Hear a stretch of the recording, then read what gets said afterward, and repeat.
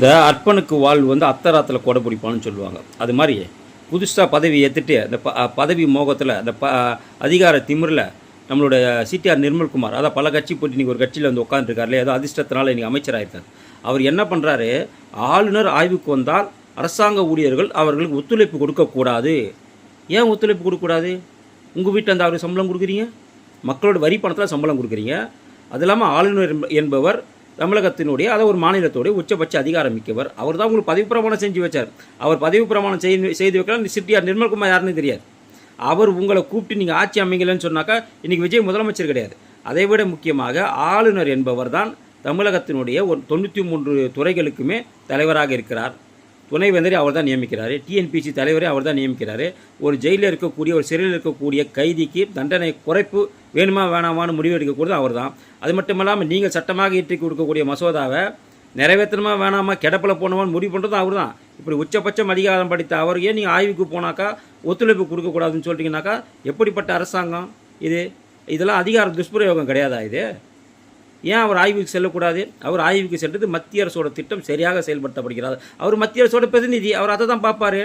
ஏன்னா சென்ற ஆட்சியில் திமுக ஆட்சியில் மத்திய அரசோட திட்டங்கள் நிறைய துறைகளில் வந்துட்டு முறைகேடு, உதாரணமாக உஜ்வாலா சிலிண்டர் கொடுக்கறதுல, இலவச குடிநீர் கொடுக்கறதுல, இலவச வீடு கட்டும் திட்டத்தில், ஏன் இந்த விவசாயிகளுக்கு 6000 ரூபாய் கொடுக்க திட்டத்தில் நிறைய முறைகேடு நடந்துச்சு. மத்திய அரசோட திட்டங்கள் மக்களுக்கு போய் சேரலை.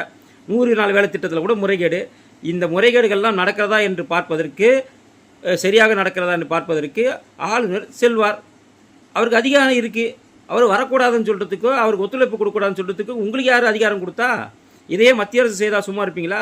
நீங்கள் ஆளுநருக்கு ஒத்துழைப்பு கொடுக்கல, அரசாங்க அதிகாரிகள் நீங்கள் அவருக்கு ஒத்துழைப்பு கொடுக்கூடாதுன்னு சொன்னாக்கா, இதே மத்திய அரசு தமிழக அரசிற்கு எந்த ஒத்துழைப்பு மத்திய அரசு கொடுக்காது என்று சொன்னால் உங்களால் இங்கே ஆட்சியை முழுசாக நடத்த முடியுமா?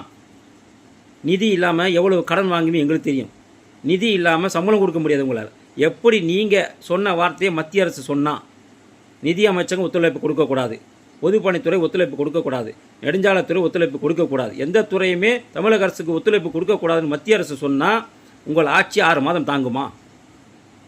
எனவே சிந்தித்து பேசுங்க. உங்கள் கூட கூட்டணியில் இருக்கிற இந்த விசிகா, கம்யூனிஸ்ட்டு, காங்கிரஸ், ஐயுஎம்எல் இவங்க பேச்சை கேட்டுக்கிட்டு போன தடவை திமுக பண்ண தப்பையும் நீங்கள் பண்ணாதீங்க. உங்களுடைய சுயமான அறிவில் என்ன தோன்றுகிறதோ அதை செய்யுங்க. அதை விட்டுட்டு வெங்கடேசன் சொல்கிறான், திருமாவளவன் சொல்கிறாரு, வீரபாண்டியன் சொல்கிறாரு, பாலகிருஷ்ணன் சொல்கிறாரு, மாணிக்கம் தாக்கூர் சொல்கிறாருன்னு அவங்க பேச்சை கொண்டு ஆட்சியை நடத்தணும்னு சொன்னீங்கன்னாக்கா 5 வருஷம் ஆட்சி நடத்த முடியாது. எப்படி முக ஸ்டாலின் நீங்கள் வீட்டில் உட்காந்துருக்காரோ அதே போல தான் உங்கள் தலைவர் வீட்டில் உட்காரக்கூடிய நிலைமை ஏற்படும். அதனால் மத்திய அரசுடனும் கவர்னருடனும் இணக்கமாக போவது தான் உங்களோட ஆட்சிக்கு நல்லது.